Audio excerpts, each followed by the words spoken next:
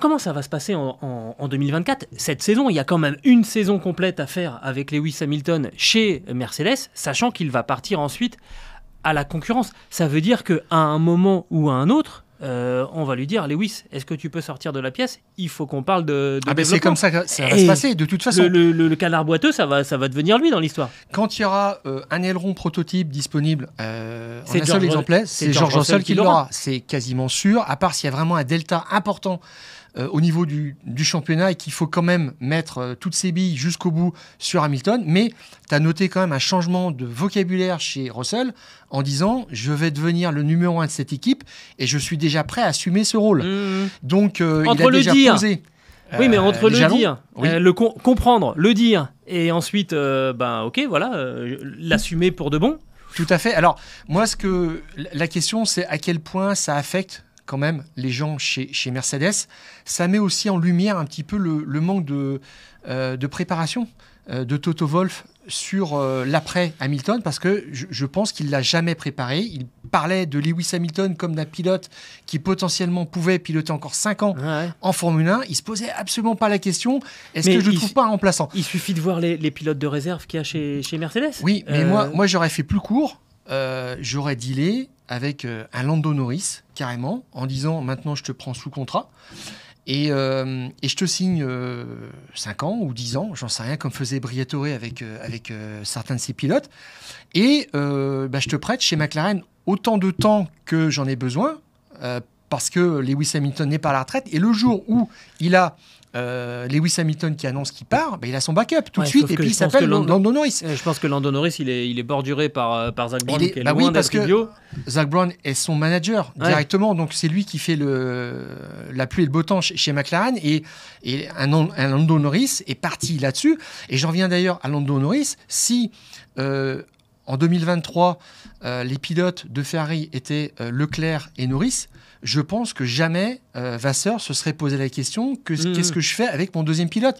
Il avait ses pilotes du futur, il avait tout ce qu'il fallait. Bon, donc la question maintenant, effectivement, c'est comment est-ce qu'ils vont se sentir ? Ça va être un petit peu étrange. Alors on sait déjà que Mercedes a quand même des pare-feux au niveau des transferts. Aucun personnel d'envergure ne va quitter Mercedes pour suivre Hamilton chez Ferrari, et spécialement son ingénieur historique Peter Bonington.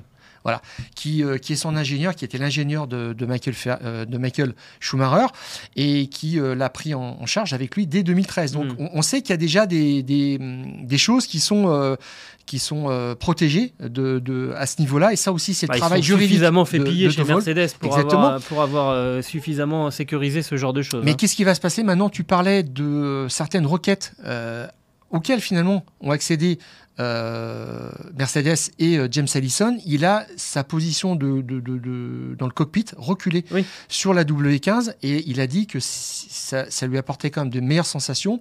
Et les deux pilotes, Hamilton et Russell, ont dit que la Mercedes n'était plus une diva, un petit peu imprévisible, qui changeait beaucoup de comportements, suivant par exemple une augmentation de 5 degrés de la piste. Donc ils vont avoir une voiture beaucoup plus cohérente. Et ils sont repartis quand même sur un projet intéressant où là, il va y avoir une forme de... Ils repartent sur une dynamique quand même. Donc, je pense que ça peut se calmer. S'il y a des podiums qui arrivent, on va un petit peu mettre ça de côté. On va vivre avec. Je fais de la Formule 1 fiction, Stéphane. Imagine la Mercedes, elle est magnifique, et Hamilton, il se met à faire une saison comme dans ses grandes années. Il y a peut-être un moment où on va se dire, là, quand même, on a peut-être fait une bêtise. Enfin, c'est un risque de signer si loin en fait de l'échéance. Alors, Alonso avait rejoint McLaren, avait été annoncé chez McLaren 1 an avant d'intégrer l'écurie, et ça ne l'avait pas empêché de mener une campagne victorieuse en 2006. Tout le monde savait qu'il allait partir.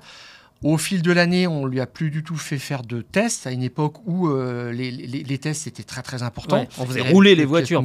Il avait des pièces nouvelles, mais il ne savait pas exactement lesquelles sur la voiture. Il disait, tiens, ça va mieux. On dit, oui, on a changé quelque chose, on ne dira pas quoi. Voilà, c'est secret défense. Et c'est ce qui va se passer avec Lewis Hamilton, parce qu'ils vont, je pense, reprendre du poil de la bête, vraiment, chez Mercedes. Et je serais intéressé quand même de voir une Mercedes assez compétitive pour que Hamilton ne se désunisse pas comme on peut le faire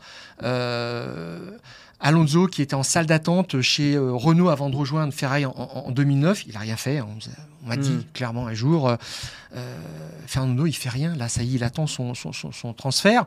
De la même façon que Vettel n'avait plus rien fait chez Red Bull en 2014, il se faisait rouler dessus par un nouveau pilote, Ricciardo, qui venait d'arriver dans l'écurie.